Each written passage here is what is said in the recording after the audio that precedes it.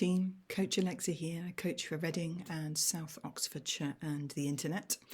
I wanted to touch on the remaining bits of human anatomy that are slightly less related to running, but are still, a core part of how we run and how our bodies move, and that is our arms.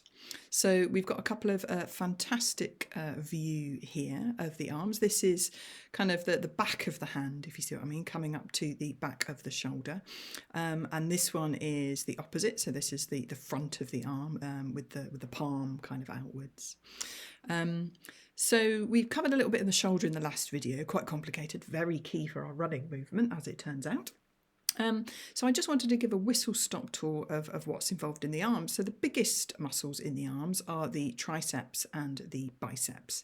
So triceps are sort of extending the elbow and moving the whole arm backwards from the shoulders. Biceps bend the elbow predominantly and also get slightly involved in moving the arm upwards and forwards from the shoulder joint.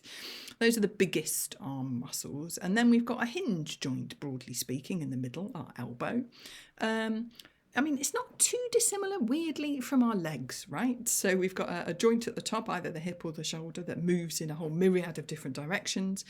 And then the muscle directions kind of simplify. The further you get down the arm or leg, the muscles tend to be going broadly in the kind of direction of the bone.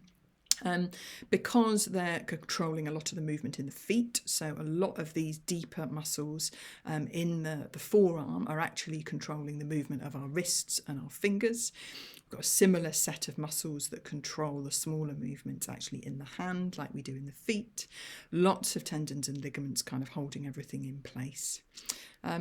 So it's useful to know we also have one large bone in the upper arm and then two smaller bones in the lower arm, in the same way as I say we do to the legs, and that enables us to rotate our wrist. So we can our wrist has got quite a lot of movement. It can draw circles, it can rotate from side to side, it can bend and straighten, and that's allowed by all of these different muscles, but also the fact that we've got two bones in our forearm so they can rotate over each other.